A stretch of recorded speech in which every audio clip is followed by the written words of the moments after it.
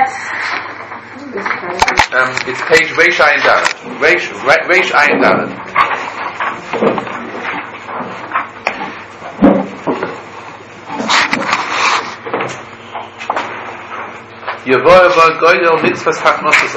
In this period will be explained how great and how important is Hachnosas Orchim.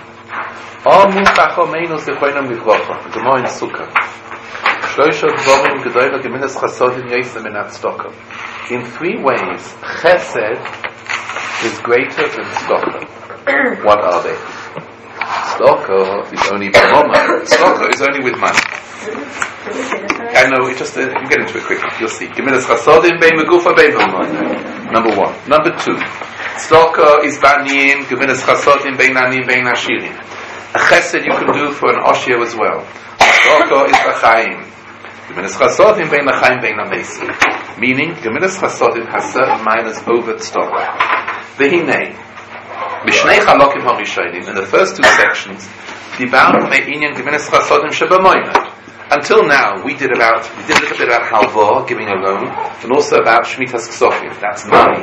Now we're going to talk about with yourself. Which you yourself do.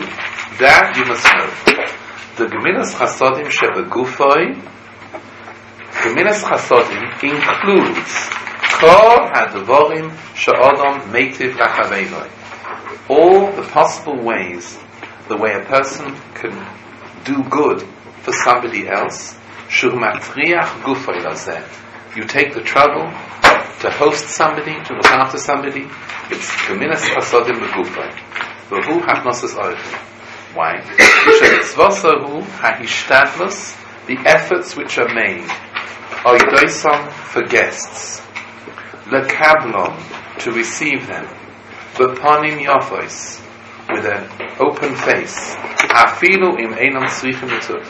even if they don't need your good, but you receive them and you bring them in with kindness, with a nice approach. All the other mitzvahs, Hesped, Nesiyas Mitosai, V'od Kama Inyonim, Asher Navaro Min Yirtzeh Hashem Lekavod. In other words, all these mitzvahs of Chesed, visiting a sick, being the Sameach Chosen and Kala, they're what you do with yourself, with your own character, with your own personality. And in the beginning, I will explain mitzvahs hachnosas orchim, the goydel schor habuzeh. How great is the schar of hachnosas orchim? And then I'm going to go into the details. Here we go. The first point: how great is the mitzvah of having guests? Now, this does not mean, I think we have to be clear from the beginning, it does not mean just having someone around for the company. That's not really the mitzvah. Like you have people who have somewhere else to go, and you invite them in the house because it's nice to have an evening together with friends. It's nice to have people in your table because it's nice to schmooze with them. That's not really hachnosas orchim.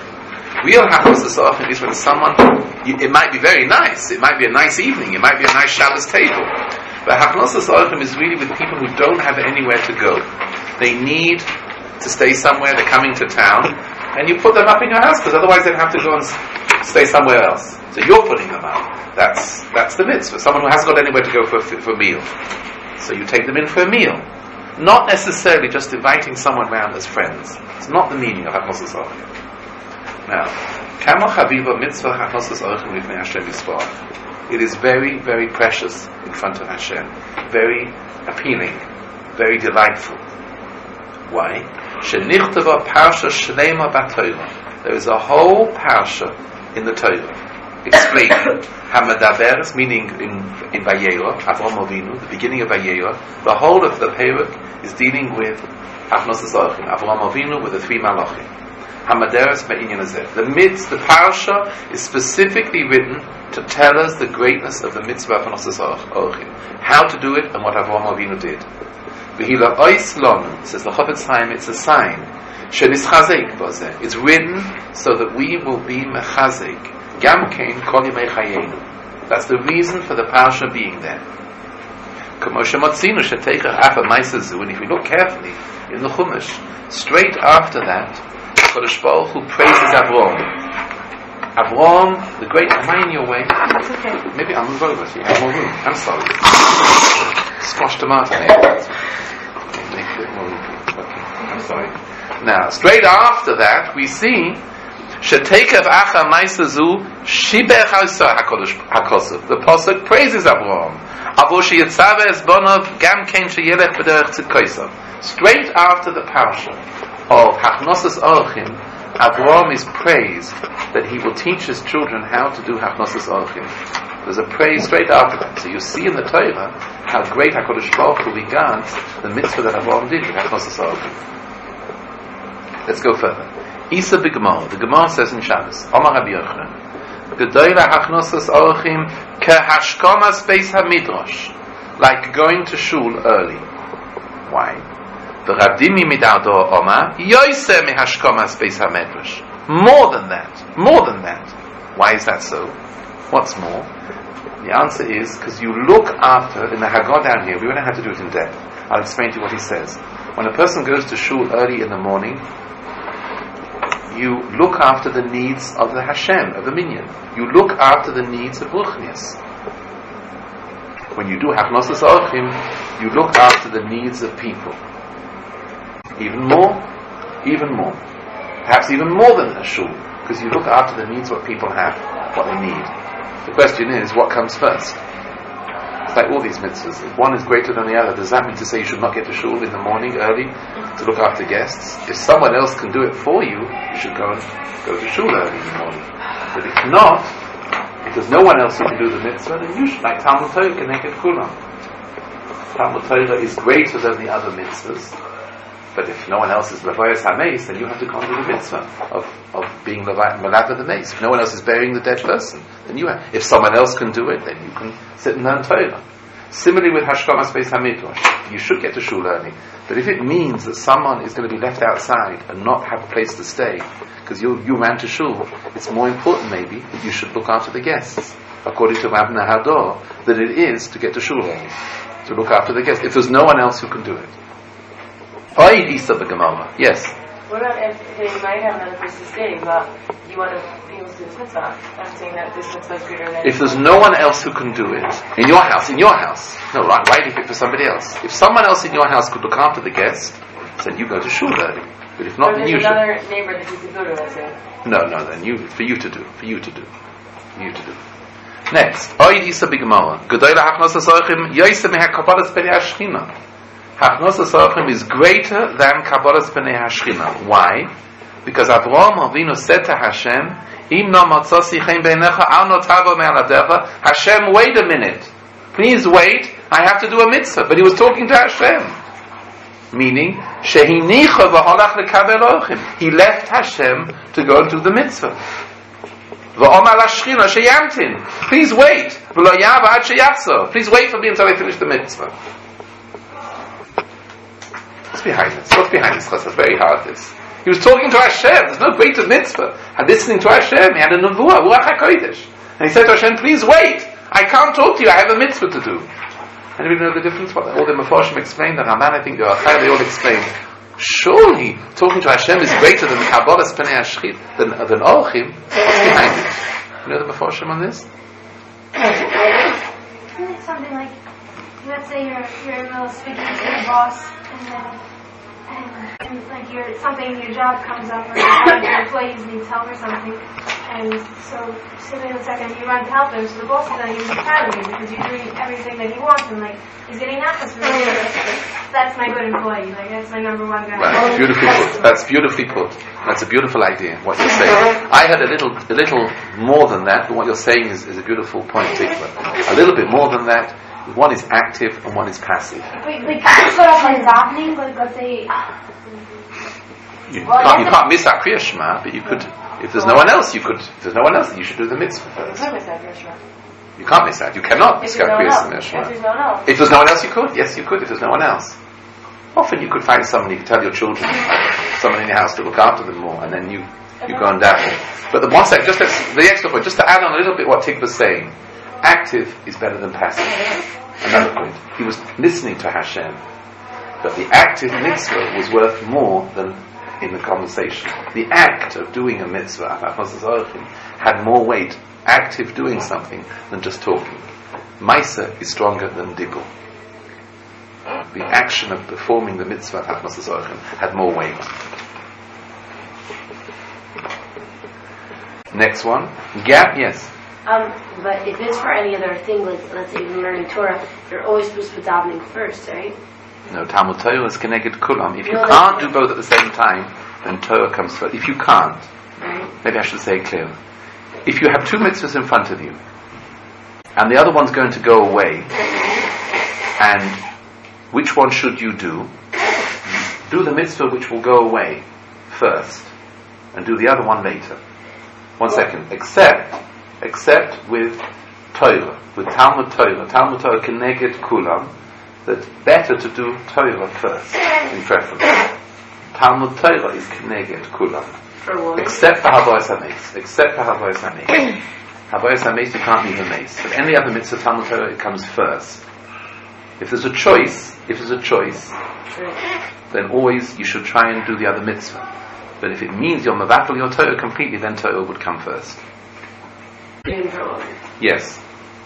Which would mean if you have an option to go to class or to push off davening till after class, you're supposed to go to class. No, that time is going to go away. But 1 second, in any case, by a woman's chiyuv by tefillah is not the same as a man. A woman's not mechuyev d'oraisa. No, a woman is not. Right. So between Talmud Torah and davening, which should you do? So you should daven. Because that's the way the chiyuv d'Rabbanan. Talmud Torah by a woman is all as chinuch. It's a chiyuv, as chiyuv chinuch for a woman. But tefillah is a mitzvah which will pass. Since tefillah will go and you lose the opportunity, you should daven rather than learning. Well, you'll learn in that class. Yes, but the mitzvah will be over. The mitzvah will pass you, but Torah you can catch up later for a woman. Yes. So if we have a chance to do a class or miss a class, like someone else we can watch their children for a little bit. And there's no one else who can do it. Only other girls who would miss the same class. No, but there's no one else who could do it. But here you're under the control of the school, so you have to really ask your shul if you can make that decision. You can't make it. You have an obligation to the school. You're committed to it. It's a little different when you have a commitment. When you don't have a commitment, maybe. But if you have a commitment, you're supposed to be somewhere. Like if you should go to shiur at night, or you should take care of your kids. Take care of your kids. Correct. No, obviously. Correct. No, but that's a good example. Let's say I should go to shiur at night or take care of my sister and brother. Yeah, right. I should take care of my sister and brother. Yes. Even if it's not a chiyuv on you. my older sister's around, but she's busy. No. So you could ask your older sister. But if she's busy, so then it would come first. Then the children would come first. It's always the responsibility of a woman. Her responsibility always comes first to her children, than it does to a shiur. And someone else's children also? I'm saying If there's no one else to look after them and they're mamash destitute and there's no one to help, then yes. There's no one else there. Well, what if it's like a babysitting job that you have every week? No, that's just parnassus, so you can put that off. Yeah, but to go to a shiur. But still, to tell somebody I can't come this week. No, they can find somebody else. They could easily find somebody else. If they really can't find somebody else, then you're right. Them 5 minutes. But you can't. Yes, yes, yeah. I have a question. I know like girls have a chiyuv. Girls we have like a chiyuv in davening before we're married, like we're supposed to daven shachas and mincha. There's no difference before marriage or after marriage. It's a greater responsibility. No, it's a greater responsibility when a woman is single. Why? Because she has the opportunity. When she's married, let me explain to you. The chiyuv of a woman is she must make one bakosha a day in tefillah. She's mechuyev to make a bakosha.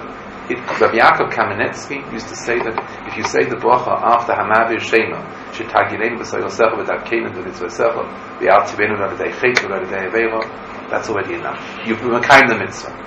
As the chiyuv of tefillah.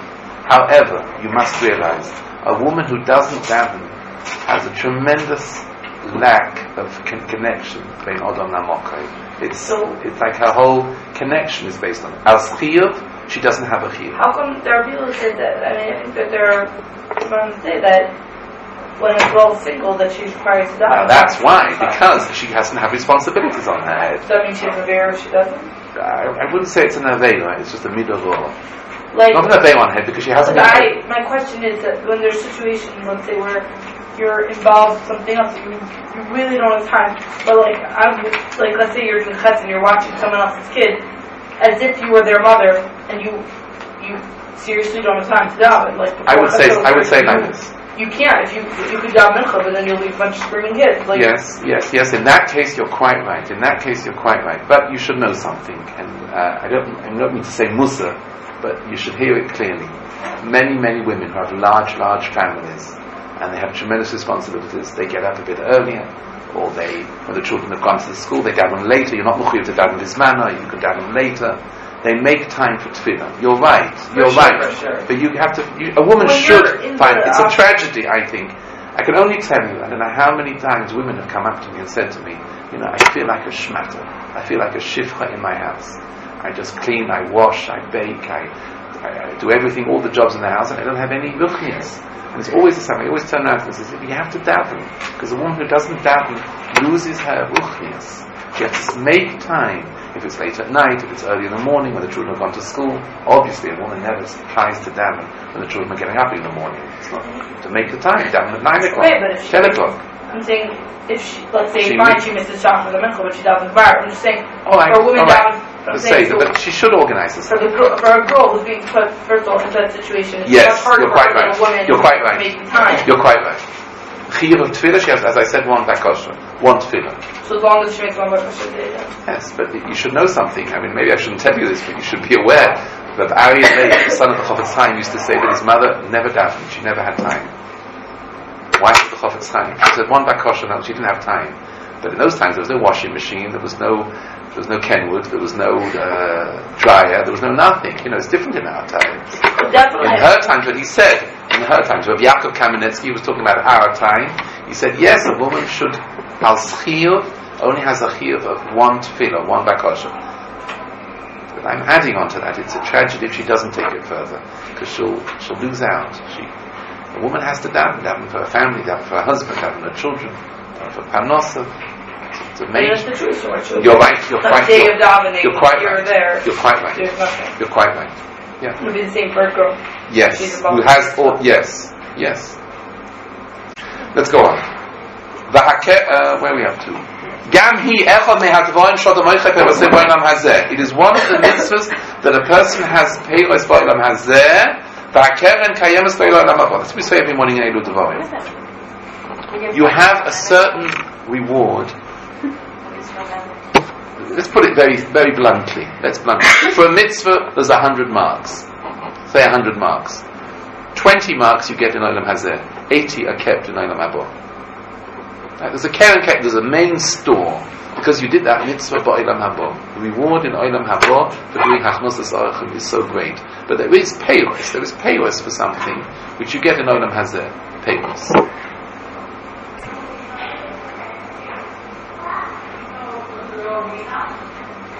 Gaon says in Mishlei.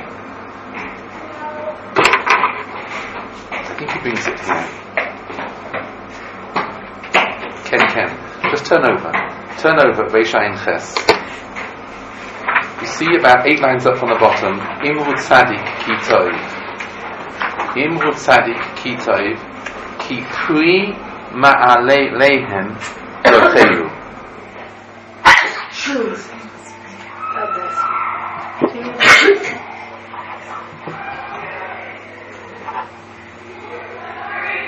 No, the Gaon brings that. Does anyone have a Tanakh here? He brings this pasuk. Is there a Tanakh anywhere?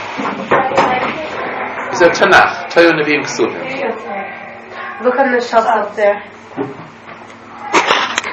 Imru Tzadik Ki Tov Ki Pri Ma'alehem Yochelu. The Gaon in Mishlei brings this pasuk as a raya for another pasuk in Mishlei, which, what's your name, Adina? Devorah. What Devorah said is, I'm sorry, what you said is the explanation. It's an interesting pasuk. Just if we find a Mishlei, I think it's in. Yes, wonderful. Yeah. Mishlei now. Yeah. Ksuvim. Good. Yes, Ksuvim. You're right. It's a beautiful pasuk. Just a little bit more what you were saying.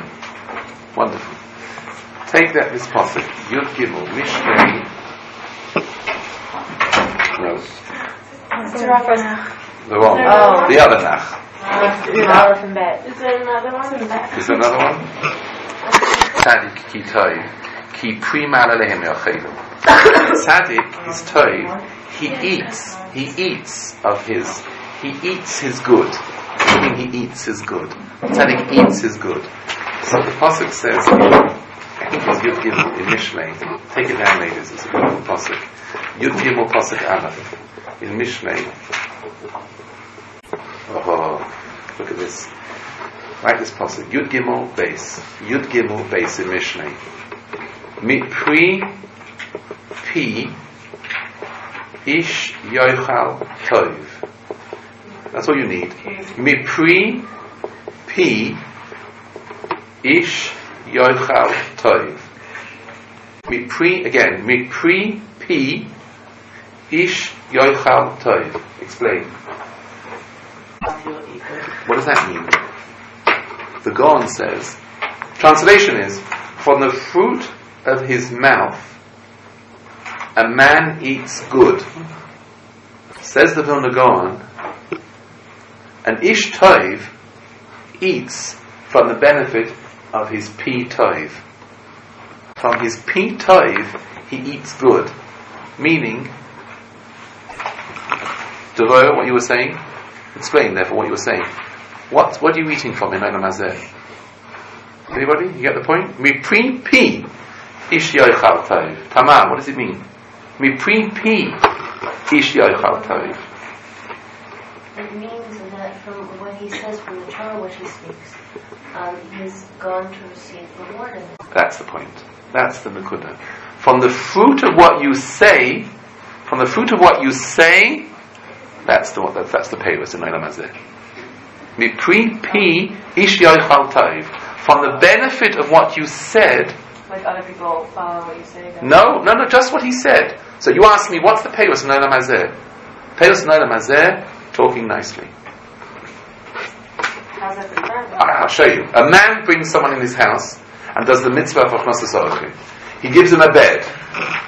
He gives him food. Takes him on a trip. Gives him sandwiches to go home. These are all part of the mitzvah. He also happens to talk nice to him. Now, that is the whole mitzvah. Now, what part of that do you take out and have in Olam Hazeh? The talking. That's the pasuk. Unbelievable pasuk. The schar in Olam Hazeh, says the Gaon in Mishlei. Again, look again. Mi pri pi ish yochal tov. A man eats good. What does it mean eats good? In Olam Hazeh, mi pri pi, from what he says. So again, the mitzvah is, he gave him a bed, gave him food, gave him money, gave him food to go away home. What happens to all that schar? Olam haba. The talking nicely, that's Olam Hazeh. Olam Hazeh. That's the answer to your question. So anytime people talk nicely, they get schar for that. That schar is Olam Hazeh, says the Gaon. That schar is Olam Hazeh. Now all the other things is Keren Kayemis. That goes after Olam haba. Incredible pasuk. All of my team are from Haba, and all the Gaon says on that pasuk, Mi pri pi ish yochal tov. The peiros of Olam Hazeh come from the per tov, from the speaking good. and everything else is. That's the Keren Kayemis. All that, the rest is Keren Kayemis. So let's go back to Hachnos Zorachim. Thank you. It's beautiful. Thank you for asking the question. Beautiful point. That brings out the whole thing. What's the Keren Kayemis? The Torah asks, what's the Keren Kayemis? The Keren Kayemis is the bed, the food, the Teda Laderech, or I don't know, whatever else you do in the mitzvah. What's the peiros? The per tov. The per. That's the per tov. That's Olam haba. That's Olam Hazeh. That's Olam Hazeh. Now, just have a look a second. Look at this pasuk now, which is from Yeshaya. Imud tzadik ki toiv. Mamash, it's almost the same, no? You got it? Imud tzadik. Look at the pasuk on Reish Ayin Ches. Imud tzadik ki toiv. Ki prima aleihem yachid. It's the same thing, no? Imud tzadik ki toiv. Ki prima aleihem. They eat the benefit of their actions. They eat. Where do they eat it? No. Mipri, they eat in Olam Hazeh That's what they're eating in Olam Hazeh. That's the Schai in Olam Hazeh. That's the Schai in Olam Hazeh. The Schai in Olam Hazeh is the peh in the mitzvah. Give you another example. Someone comes to your house and says to you, do you think you could lend me money? You write out the check, you give him $100, or Olam Habo. According to what the Gaon is saying here. Come down, sit down, I'll see what I can do. Is there anything else? All the talking is the Peiros B'Olam Habo. Hazeh, B'Olam Hazeh. The Keren Kayemes is the act. It makes sense, no? Because the act, the Keren, what does Keren mean? Keren is the capital. Keren is not Peiros. Keren is the capital investment, the house. The main amount is the Keren. Peiros is something more. What's the Peiros? Peiros is the wrapping, is what comes out of it. But the actual store is the actual mitzvah done. That's Olam Habo. It's perfect. Mamash, you asked a wonderful question. That's exactly the point in Hachnos HaZorachim. All that you do in Hachnos HaZorachim, the actions and everything, all that you did for the guest, that's all for Olam Habo. Olam Hazeh is the pet. That's the Gaon in Mishneh. If you wouldn't have asked me that question, I would never have brought that out. It's mamash the Gaon in Mishneh. Mi pri pi ish yochal tov. Yeah. Does the guest get some sort of schar for enabling other people to do this mitzvah? Because he's a extra mitzvah. Without him, they couldn't have done the mitzvah. Right. Any other time that someone else helps someone to do a mitzvah, they get something schar from it, right? He was the cause. Right. He was the cause. So that. I don't know.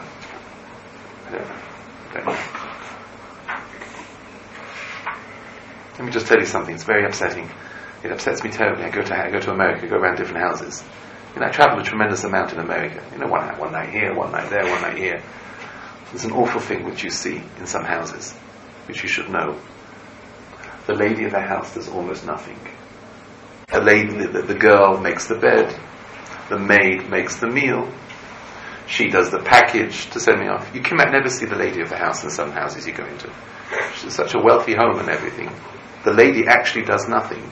She doesn't do anything. She happens to live in the house, but she tells the non-Jewish girl, the shiksa, make breakfast, or she makes the bed for her. The lady does nothing. And you cannot never see the house. Some houses I go into, the lady of the house almost does nothing. She doesn't realize she's losing a whole mitzvah. Because the shiksa does all the mitzvah, whatever. The guy takes the car or something, the boy drives him to shul or something. But the actual person does nothing. It's true, she tells them to do it. She tells them to do it. But in her actions, there's nothing there. She never made the bed. She never did anything. If you think about it, who did the mitzvah? It happened to be her house. But you have to realize this is a mitzvah. This is a mitzvah. Mitzvah, do it yourself. Mitzvah b'yoysa b'bishlucha. True, she told the girl to make the breakfast for the guest. She told the girl to make the bed. And a woman cannot do everything. A woman cannot do everything. I understand that. But at the same time, don't relegate the mitzvah that someone else does all the mitzvah and you never do anything yourself. One house I go into, certain places where I go to, I never ever see the balabais. He comes and says good morning, hello, and that's it. He's no chelik of the mitzvah. Alright, so I'm coming in their house and I have to sleep in their house, but he's no chelik of the mitzvah whatsoever. He's got no time to talk to you. But it's not like that. Avraham Avinu himself. Avraham Avinu, Pashas Vayera, how many servants did Avraham have working for him? Hundreds. He didn't have to do a thing, Avraham Avinu. And he did it all, Avraham. He took the mitzvah. He didn't have to make the meat. He didn't have to run to find pas lechem. He did it all himself. Why? He had the mitzvah. He took the mitzvah. He didn't give it to the Shmashos. It's a very big point, especially in wealthy homes in America. Don't lose the mitzvahs. Don't give it over. Children, it's different chinuch. Like you tell the child to take Mr. So-and-so, take Rabbi Alpin to shul or something. It's very nice. Children, that's chinuch in children. That's very important. Children should be trained to do chesed. But don't lose the mitzvah yourself completely, giving it over to the non-Jew. Or the help, the maid, the gardener, whatever, the driver, the butler, all the other things they have in the home. Don't lose it, yes. But if you tell your children to do, if you instruct your children to do the home mitzvah, do you get it? Or? Yes, definitely. That's part of the chinuch of a parent on a child, yes. That's different from a non-Jew, from a shiksa, definitely. Yeah. Is it, the classes also involve a relative inviting them for Shabbos? Definitely. So that also... Of course. There's a difference between guests. We're not talking here about guests. Not guest in the English term. It's nice to have someone over for an evening. I don't know if that's Achnos HaZorachim.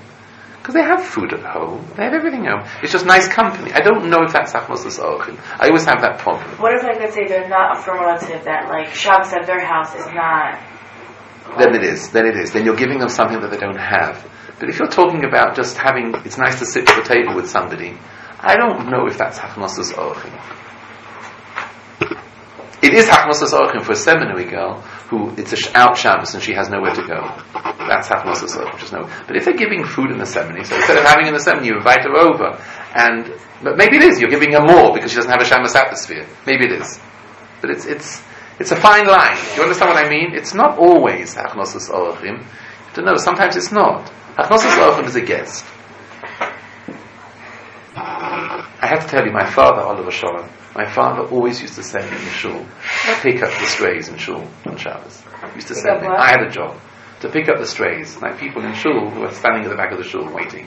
My father always used to send me. I was the messenger boy.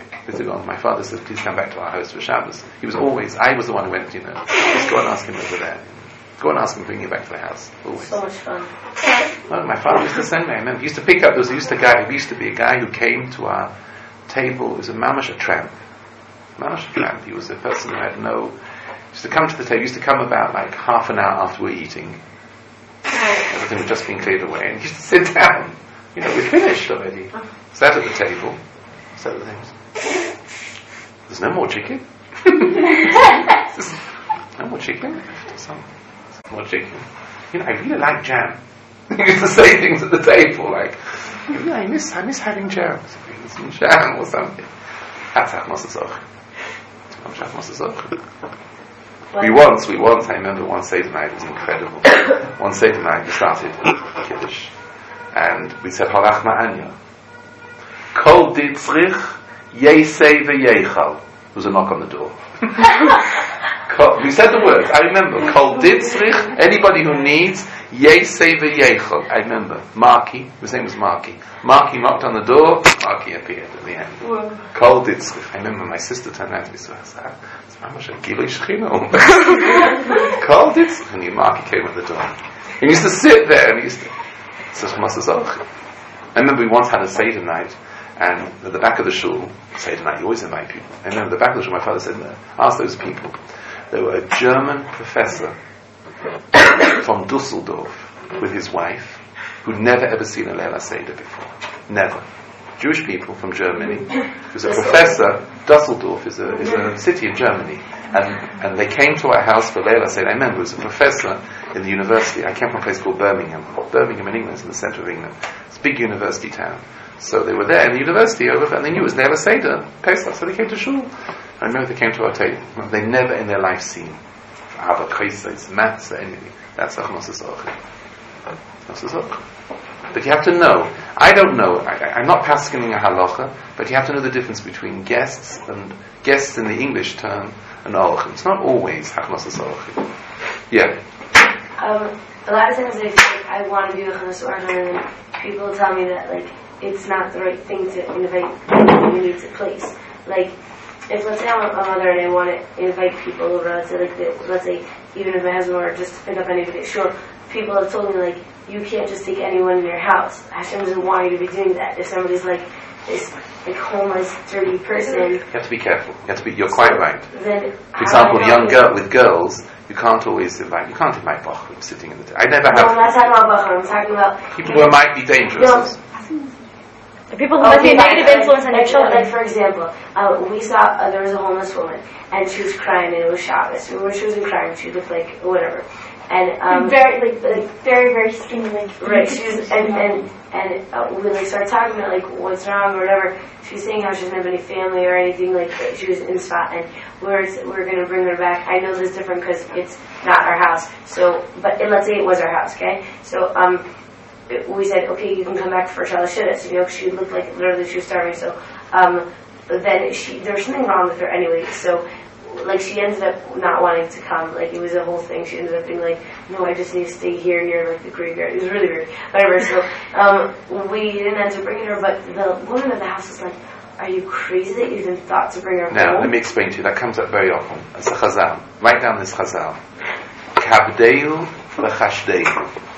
Kabdehu v'chashdehu. Honor him and suspect him. And that's what you have to do. Suspect him. Kabdehu v'chashdehu. You honor him and you have to be careful. You have to be careful. Meaning, if you have, for example, young girls in the house and you bring back a man who, you can't leave him in a room with the girls. You have to make sure he leaves. You can't, you have to be careful. You don't just bring anybody back and leave him and give him the whole reign of the house. You have to be careful. You have to know, and if a person is maybe a dangerous person, but I'll give you another example. You have to know how to do it. For example, there are times, vadai b'vadai, you have to know. You must realize this. When a woman is pregnant, it's very hard. She cannot always have guests. When there are little children, and the children, mamash, will suffer because of the guests, you have to weigh it up. On the one hand, it's a wonderful thing to do, hachmasas ochim, but on the other hand, who says a woman should break herself? And mamash, no kaichas, and she's finished. It's a delicate. On the other hand, maybe she should push a bit more. Maybe she should push for ochim. But then there's a limit. Sometimes, maybe the children will suffer. Maybe the children will never get any attention on Shabbos. Maybe there's a certain period, my wife and I, we felt there was a certain period when we should not have guests, because the children just lived for Friday night and Shabbos. I didn't have much contact with them during the week.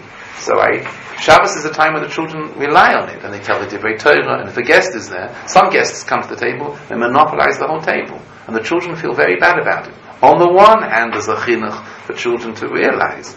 On the other hand, you have to do the mitzvah, and you have to know when to give time for the children. What many people do is on Shabbos, like they leave one meal only for the family. You want to have guests, so the other meal, not all meals. You have to think about it, you have to weigh it up. Especially a woman who doesn't have koyach, or a woman who's nursing, or you haven't got the money. So therefore you have to become bankrupt to have guests, and borrow money and have 55 people at your table when you can't do it. To weigh it up, it needs seichel, and perhaps it needs a shaila of an odom gadol. Ask a shaila. Is it right to have guests in this situation? Ask a shaila. Is it right? I have small children, and ask the odom gadol. Is it better for me to spend time with my wife, your husband, and just the two of you when you never talk on Shabbos? Or is it more important to have guests? Maybe there's an union of tznius, because if you have girls around and someone comes to your table, maybe it's not tsanua. Some people think it is. You have to ask a shaila. It's not always that straightforward. But the klal also is with guests. Kabdehu v'chashdehu. Bring him in the house, but watch him carefully. You don't have to lose all your silver. You can gamble, you can do things which you don't want him to do. If he's a dangerous person, you have to know how to do it. You need seichel. Kabdehu v'chashdehu. You have to watch it. Maybe I shouldn't bring him to my table. Maybe it would be better to give him food at the door and not bring him in. You have to think it out. But vadai, the mitzvah, and the person does the mitzvah is nitzal. But I don't know in all circumstances. You have to know. For example, it's an awful thing. A friend of ours, a couple just got married. Mamash just got married. And he's a tzaddik, mamash a tzaddik, the chassid. When someone came to the door, and mamash said, I had no food, no nothing. So he said, come in. He just got married. 2 or 3 months after he got married. Friends of ours. The son just got married, brought him into the house, went to make a cup of coffee. As soon as he went to make a cup of coffee, evidently, the person went and snatched the keys and went and sat down again. Took the house keys, went back in, and then watched the house and then came in and stole all their wedding presents. Everything. Her jewellery and everything was gone. I didn't know. Then they realized the keys were missing afterwards. After the whole thing had developed, they realized that he snatched the keys. The guy came in, and then watched the house, and then the house was finished. All the jewellery, her wedding presents from the husband, everything was taken. So that, such an honest Tamima Stika Chosin, who did everything, the mitzvah, and look what happened to him. You have to be careful. So that's what I'm trying to say, like in these kind of situations, I feel like I don't know when you're going to, because I know people, it's like the Machos family, that they have guests every week, like right. So many, and they don't check who's coming in their house, and it's 100%. a beautiful thing, like it's a beautiful anybody thing. Could come in, and everybody could feel welcome, but then like, is that I don't know. I can't pass them for you. I can only tell you, you should ask a shaila of an odom gadol, given the circumstances, how much money you have, how much koiches you have, what small children you have, how much time you have, how to do the mitzvah, meaning every meal and spend all your money on it. I don't know if that's the right thing. And the wife is therefore sick afterwards. You have to ask a shaila. In this circumstances, is it better to bring in somebody, one person? Maybe it's better to do the mitzvah just with one person, and you'll be able to talk to them and send them away than 50 people at the table. I don't know. You have to have seichel in doing the mitzvah and ask a shaila given the circumstances. Given the circumstances. It's not to know how to do the mitzvah. You need a bit of suspicion and seichel how to do the mitzvah and the bevadai. For example, in this case of the chassid, he's a lovely, lovely chassid. He's a tzaddik of a boy. He brought this bench in. Mamash, look what happened. So, what was wrong here? Maybe he should have suspected him. Bring him in. Maybe give him something at the door. You have to be careful. You have to be careful. Don't let it minimize in the mitzvah. The mitzvah is an enormous mitzvah. But you have to be a little bit more with eyes in your head. And what do they say about Yaakov Avinu? Yaakov Avinu was, what's the lashon in Tehillim? Ochiv ani beramos. What's the lashon? It's a pasuk in Tehillim. I think it's Samach Ches. Samach Ches. Yaakov Avinu knew how to work with Lavan. He still tricked him, but nevertheless, what's the lashon? It's Samach Ches, no?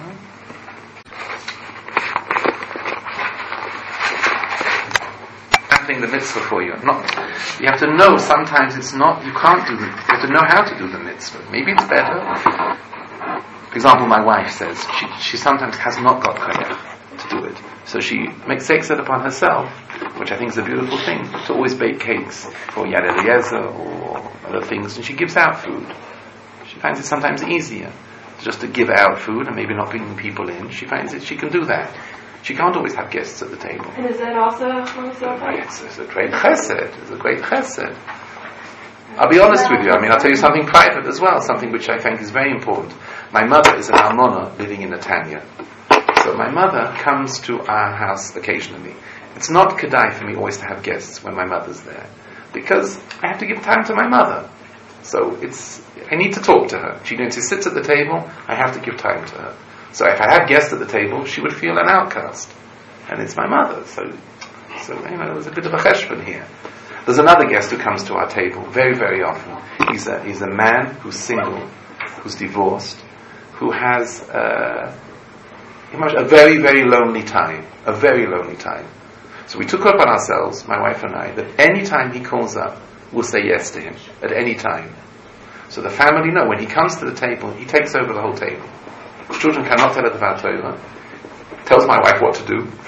It's uncomfortable. But he's such a tzara that the children know when he comes, so everybody's aware when he comes, and we have to know how to treat this guest.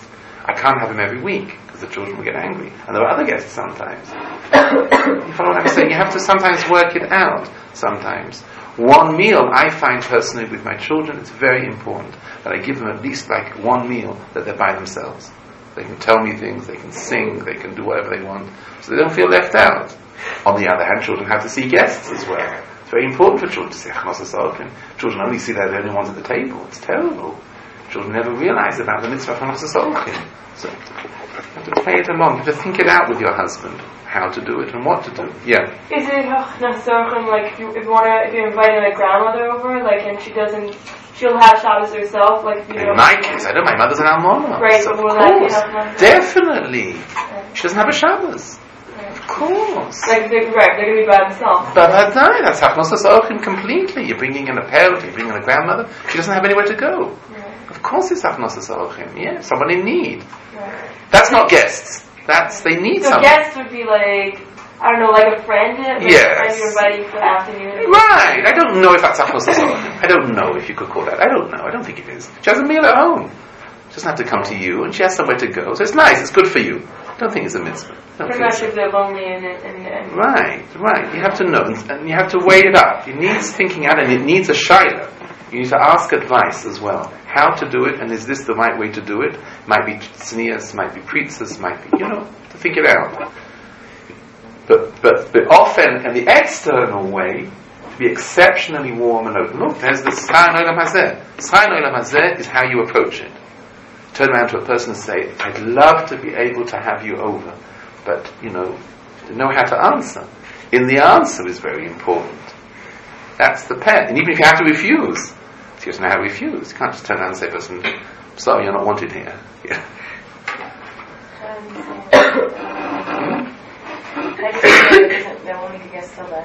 I'd love to have you over, but I'm afraid it's not good this week. Can we make another time? I'd love to be able to have you over, but it's just not good this week. This week is not good.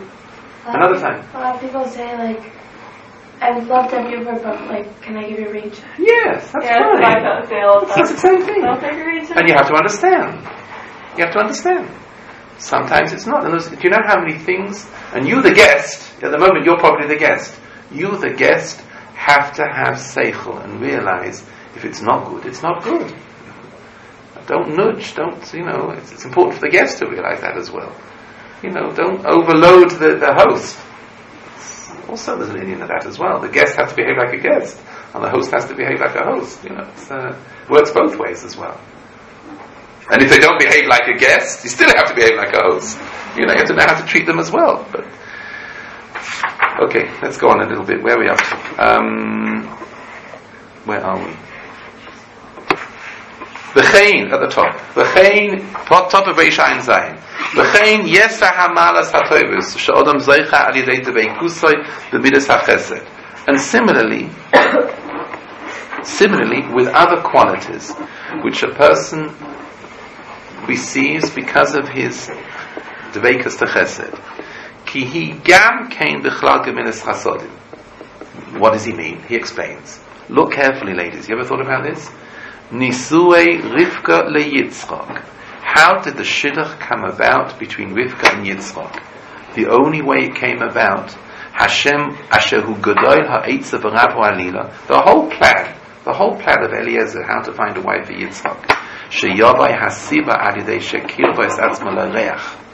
The whole plan of Eliezer that the wife should come about for Yitzchak came about through the mitzvah of Hachnosas Orachim. In other words, he laid the seed that it would be through Hachnosas Orachim that the wife would be found. Because he said, in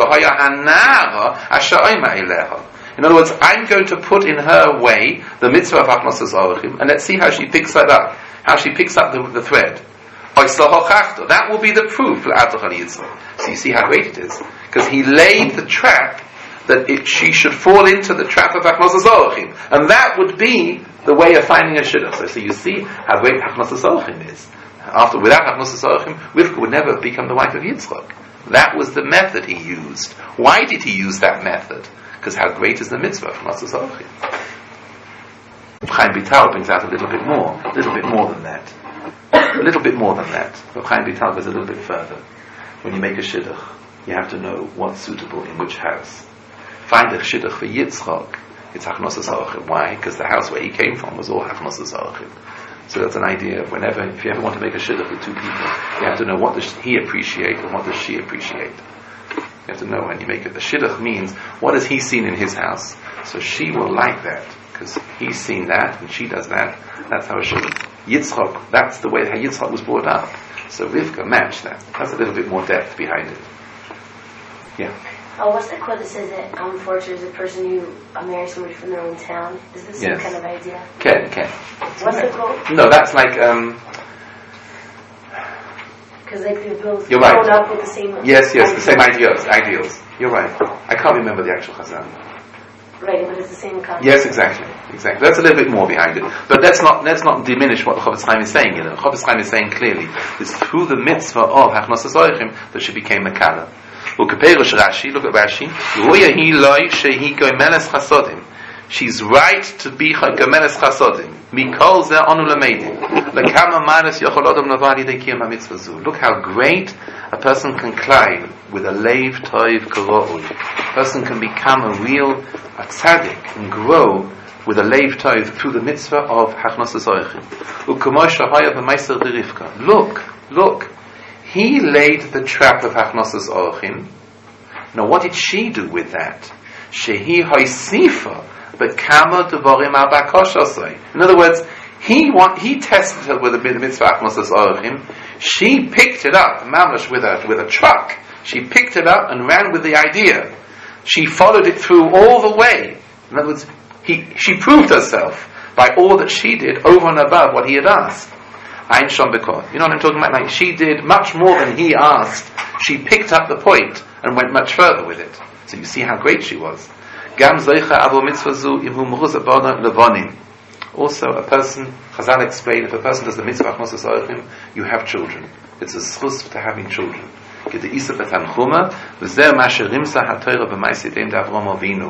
Meaning, through the hospitality of Avraham Avinu, what did the Malach say? You're going to have a child next year. How come the child came about? Through the mitzvah of Moses Orchim, Avraham was told that they would have a child. So there's a tremendous merit in Hachnos Orchim of having children, because Avraham was told at the time of doing the mitzvah of Hachnos Orchim that he would have a child. You follow? It was at that time of the mitzvah coming to show you that the mitzvah brings along with it the schus of having children. Okay, let's go on. V'da'oid. We've got about a few more minutes left. Let's do as much as we can. V'da'oid. Page Reisha in Ches. The mitzvahs Hachnos Orchim Noihei Af Ba'ashirim. Please note, ladies, you do Hachnos Orchim also with rich people. B'vadai, K'moshekosov V'Sefer Yesh Noichlin. Definitely. If they don't have if they're lonely, if they have they have everything but they don't have company. Of course. He's going to go on to say in a second in the Ma'aril. He's going to quote the Ma'aril here, second line. The Ma'aril says like this: having guests is only for Ashirim. Hachnos Orchim is only Ashirim. What about Aniyim? No, that's tzedakah on top of it. So just having guests is only the mitzvah of Hachnos Orchim. If you have Aniyim, besides Hachnos Orchim, it's also tzedakah as well. It's even more. That's what the footnote at the bottom here, this Yud Aleph at the bottom, says exactly that. The mitzvah of having guests, Hachnos Orchim, just that is Ashirim. Once you're talking about Aniyim, you're into much more. You're into tzedakah as well as Hachnos Orchim, which is a different mitzvah altogether. It's 2 in 1. You with me? Yeah, if you don't follow, you follow what I'm saying? Now have a look at what he says. V'af, second line, even though the rich man doesn't really need, because he has all the money, he has a home. Afilu hochi hakabolo shemekabel loisov v'ponim yofos. Here it is again, Devorah. The kind face which you show to somebody when you come to the door, umishtadel l'shamosham, and he tries hard to serve them, ulachabdom lefi kavoidom, and to honor them according to their honor, the mitzvah. He's a wealthy man. Yeah, of course. Doesn't have a home to go. He's out of town for Shabbos. You invite him back to the house. He could have gone and stayed in a hotel. He doesn't need you. You're right. But Shabbos in a house is much nicer than Shabbos in a hotel. He's got $1 million. He doesn't need me. Who says you can't do a chesed for a rich person? The kol shekain. Look carefully. Im ha'oichim heimaniyim. Oh, it's even more. He mitzvah kfula. It's a double mitzvah. What's the double mitzvah? Says the Chavetz Chaim. Shebekayim v'zegam mitzvah tzedakah. Now there's tzedakah on top of it. So you have Hachnos Orchim and tzedakah. It's a different mitzvah. It's 2 in 1. Just Hachnos Orchim is Ashirim. When they're poor, you have tzedakah as well as Hachnos Orchim. K'moshekoseh b'sefer hanah ba'anodos shom. U'ba'avoneseinu harabim. Where are we? Look what he says here. Unfortunately, the kavosha reihu oshir etzloi yichadenu b'chol hakibudim u'b'simcha b'tuv leivov. There were some people, and this is so true. When a rich man comes to the house, because he's a rich man and he's such a successful person, you honor him according to his great honor. But if a poor man comes to the table,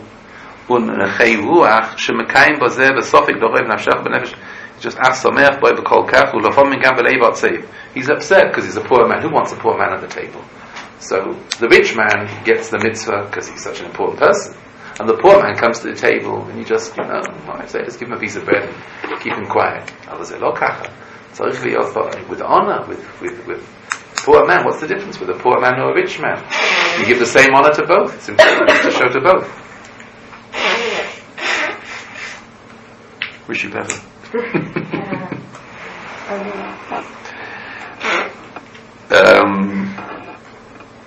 The Isa the it says in the Shulchan Aruch, the koifin b'nei ha'ir zeh et zeh. there is such a thing as, like the Gaboim of the town, force the people to make a gemach, to bring aniyim to the table. Like they have a list. Nechshav. So lahachnis orchim lachalik lehem tzedakah. It's very important, like people in a city, in a shchuna, they should make for themselves like a list of possible places where people can go. Like it's important in a shul, there should be a list of places where people can go for guests, maybe this Shabbos here or this Shabbos here. People should write down a list if they can have guests this Shabbos or not. It's very important, and it should be done. But look, ladies, look at this next section. Did you know this? Next paragraph. Uma shemachil adam la'ani al shulchanai. The food that you give an ani at the table, nechshav kekolban b'mizbeach, is like making a kolban. The food given to an ani is compared to a kolban on a mizbeach. Shulchan is doim on a mizbeach, but the food that you give him is like a kolban. As it says in the Gemara of Yochanan Beishlokish Omri Tarai, they both said, Bisman sheBeis Hamikdash Kayom. The Gemara says in Chagiga, at the time when the Beis Hamikdash was there, Beis Hamikdash Machaper Olov, when the person used to bring a kolban, so you have a kapara. Va'achshav, nowadays when there's no Beis Hamikdash, how does a person get a kapara with a kolban? Shulchanoi shel Adam Machaper Olov. His own dining room table becomes the mizbeach. That's the mizbeach. The mizbeach is your table when you feed aniyim at your table. Harachamonim u'machilei re'evim, people who are nebuchals, don't have a home. Machilei, people who are starving. Mashkei tzameim, you give drinks to people who are thirsty. U'malbishei arumim, you give clothes to a poor person. U'mechalkei tzedakos. Aleim akosu v'omer imru tzadik ki toiv ki priman aleim yochelu. They eat from the benefit of their mitzvahs, as we said before in the Gaon in Mishnah, that the pri is Olam Hazeh, and the kerem is Olam Haba. But the point is, it's a kapor, it's a kolben. The kolben is your table. Or befrat, ladies, look carefully. If you have in your house as well a Talmud Chacham l'soich beisai, schara halbei ma'oid yoyse al zeh. It's even a greater schara to feed a Talmud Chacham. Amar Rav Yossi bar Bechanina mishum Rav Eliezer ben Yaakov. Anybody who brings to his table a Talmud Chacham as a guest, and you bring him and you honor him, so if you bought a korban tomid, ksiv hacha tomid, uksiv hasam tomid, oiva aleinu tomid. Elisha Hashunamis with Elisha, when he came to town, the word tomid is used. Tomid is like a korban tomid. Can you imagine even greater? Korban tomid, you bring a korban tomid every day. It's like when you look after Talmud Chacham on your table. Someone who turns around and says, I don't want guests. I don't need anybody at my table. I'm too busy with my own family. Chas v'sholom onsha godol. It's a terrible einish.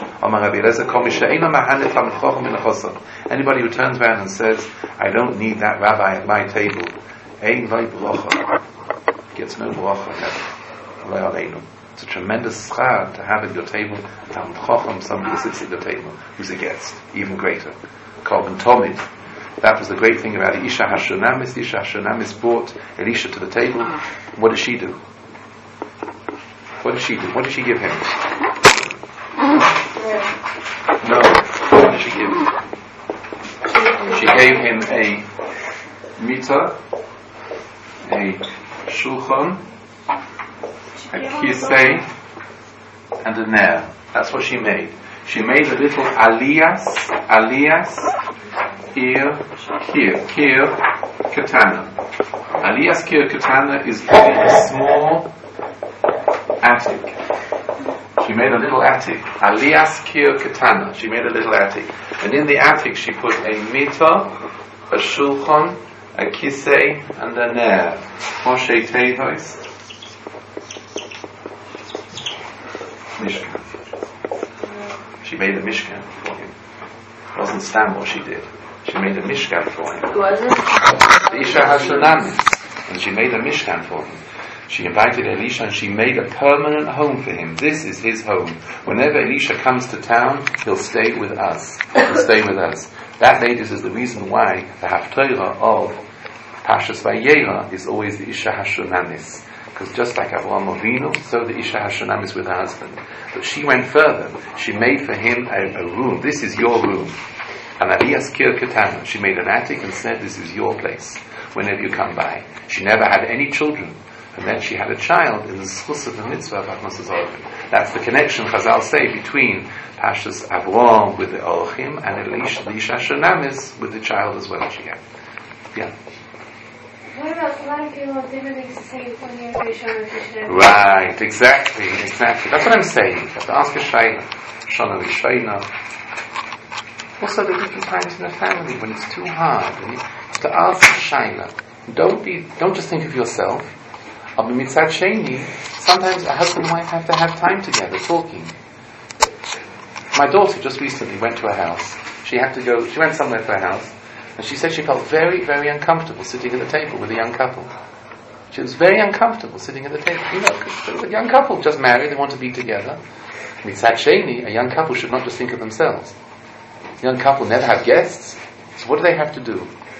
They do with chokhmah, like one meal they have by themselves.